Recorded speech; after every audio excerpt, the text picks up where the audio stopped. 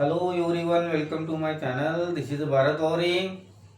विद्यार्थी मित्र, 29 जून 2026 रोजी आयझर ॲप्टिट्यूड टेस्ट या परीक्षेचा निकाल जाहीर झालेला आहे. ज्या विद्यार्थ्यांनी या परीक्षेमध्ये उज्ज्वल यश संपादन केलं त्या सर्व विद्यार्थ्यांचं मी हार्दिक अभिनंदन करतो.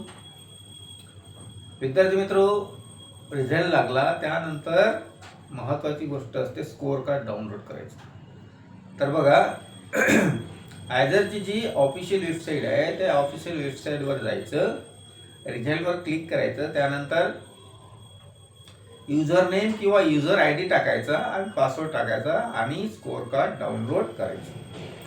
स्कोअर कार्ड डाउनलोड केल्यानंतर आयझरमध्ये ॲडमिशन मिळण्यासाठी जी प्रोसेस करावी लागते, जी काउन्सिलिंग म्हणते त्याला, त्या काउन्सिलिंगसाठी रजिस्ट्रेशन करण्याची तारीख 2 जुलै 2026 ते 9 जुलै 2026 ही आहे. रजिस्ट्रेशन केल्यानंतर मग प्रेफरन्स ऑर्डर भरावा लागतो. जवळपास पहिला, दुसरा, तिसरा, चौथा, पाचवा, 6वा, 7वा, 8 आणि 9, 8 ते 9 राऊंड होतात. प्रत्येक राऊंडला प्रेफरन्स फॉर्म भरावा लागतो. प्रेफरन्स फॉर्म म्हणजे काय की आपल्या भारत देशामध्ये जे एकूण 7 आयझर आहे, जसं पुणे आयझर, कोलकाता आयझर, मोहाली आयझर, भोपाळ आयझर, तिरुवनंतपुरम आयझर, त्यानंतर तिरुपती आयझर आणि बऱ्हाणपूर आयझर, हे 7 आयझर आहे. ह्या 7 आयझरचे प्रेफरन्स म्हणजे काय, एक लिस्ट बनवावं लागतं तुमच्या कट ऑफनुसार. त्यानुसार तुमची रँक तयार होते आणि रँकनुसार तुम्हाला ते कॉलेज अलॉट होते. जे कॉलेज अलॉट होते, आता समजा पहिला राऊंड झाला, तुम्ही प्रेफरन्स फॉर्म भरला. पहिल्या राऊंडमध्ये समजा तुम्ही 3 नंबरला मोहाली आयझर टाकलं आणि ते तुम्हाला भेटलं.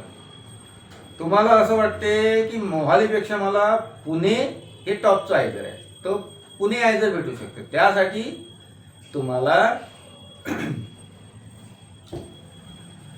ते मोहाली आयझर ॲक्सेप्ट करता येते आणि सेकंड राऊंडसाठी तुम्ही पार्टिसिपेट करू शकता. सेकंड राऊंडचा फॉर्म तुम्ही भरू शकता आणि सेकंड राऊंडमध्ये जर तुम्हाला पुणे आयझर मिळालं तर मोहाली आयझर तुमच्या हातून जाते आणि तुम्हाला पुणे आयझर भेटते.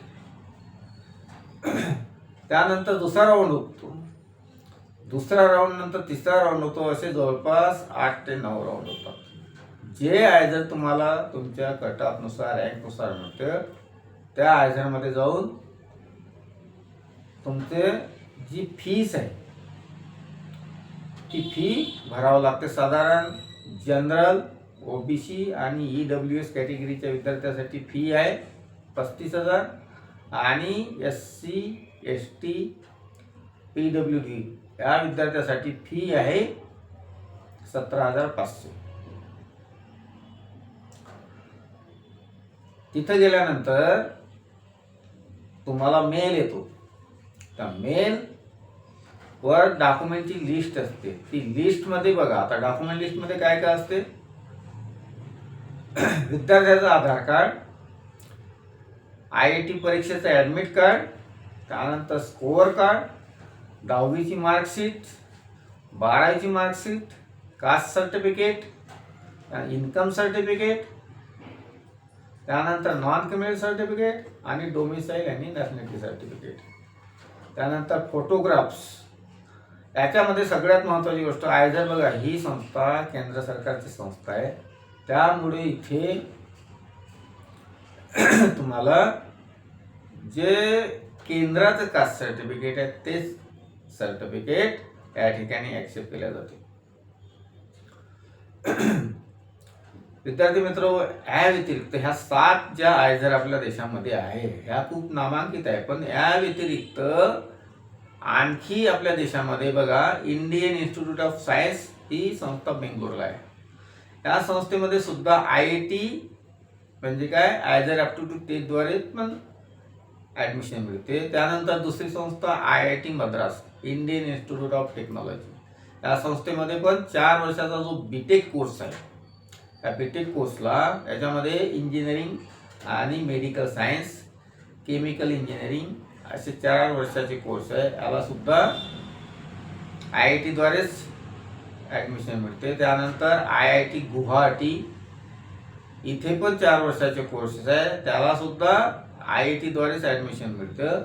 त्यानंतर Indian association for the cultivation of science, हा कोलकाता येथील ही नामांकित अशी संस्था आहे. इथे सुद्धा ॲडमिशन ॲजर ॲप्टिट्यूड टेस्टद्वारेच मिळते. त्यानंतर Indian institute of engineering science and technology, ही ह्या संस्थेमध्ये सुद्धा IIT द्वारेच ॲडमिशन मिळते. म्हणून त्यासाठी एक ॲझरच्या पोर्टलवर अप्लिकेशन करावं लागतो आणि दुसरं ह्या संस्थेच्या वेबसाईटवर सेपरेट रजिस्ट्रेशन करावं लागतं. ह्या संस्थेच्या वेबसाईटवर रजिस्ट्रेशन केलं नाही तर त्या संस्थेमध्ये काउन्सिलिंग करता येत नाही.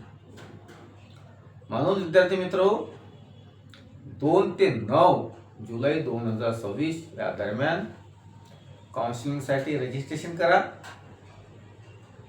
ही प्रोसेस थोडीशी क्लिष्ट आहे, म्हणून जिथं समजा काही अडचण येत असेल तर कमेंट बॉक्समध्ये कमेंट करा. हा व्हिडिओ कसा वाटला त्याविषयी कमेंट बॉक्समध्ये लिहा. चॅनलला सबस्क्राईब करा आणि व्हिडिओला शेअर करा. धन्यवाद.